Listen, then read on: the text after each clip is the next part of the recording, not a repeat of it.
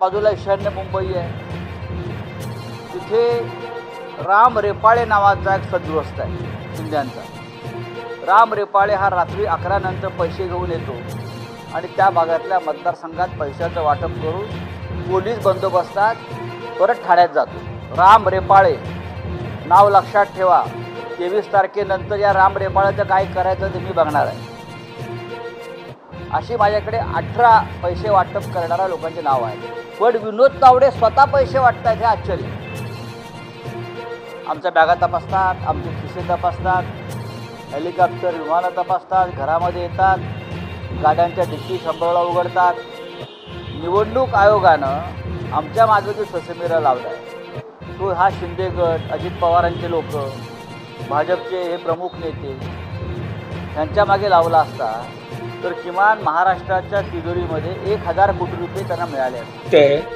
की संजय राऊतांसारखा मोठा नेता आता हल्ली त्यांना उपासाने सगळे भोंगा बोलतात.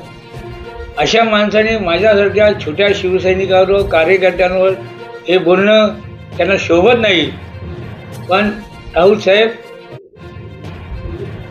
आम्ही हिंदू देशम्राट वंदनीय शिवसेना प्रमुख बाळासाहेब ठाकरे आणि गुरुवारी या धर्मवीर आनंद दिघे साहेबांच्या तालमीत तयार झालेलो शिवसैनिक आहोत.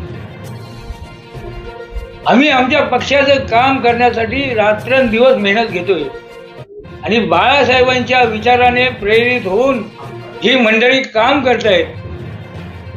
त्याचा निकाल काय लागणार हे 23 तारखेला आपल्याला कळणार आहे. तुम्ही सांगता राम रेपाळे रात्री येतो, पैसे वाटतो, म्हणजे तुमचा इंटेलिजन्स ब्युरो फेल आहे.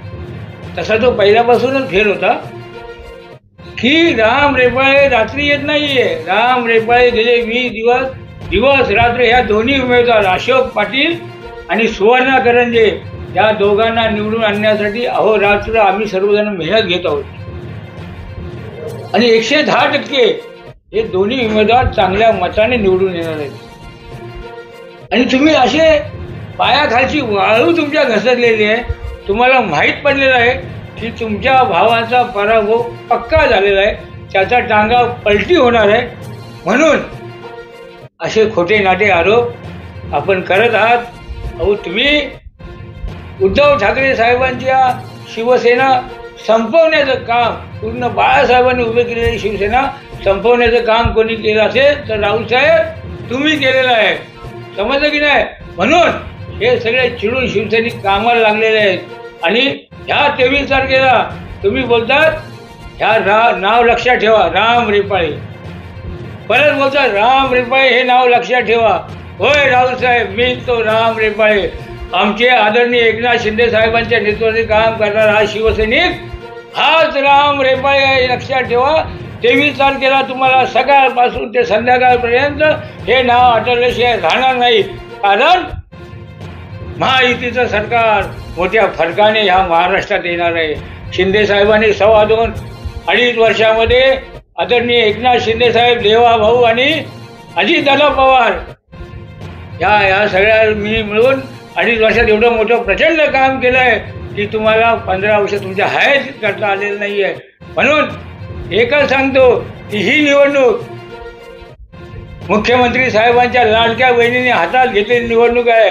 आणि 23 तारखेला तुमचा टांगा पलटी झाल्याशिवाय राहणार नाही.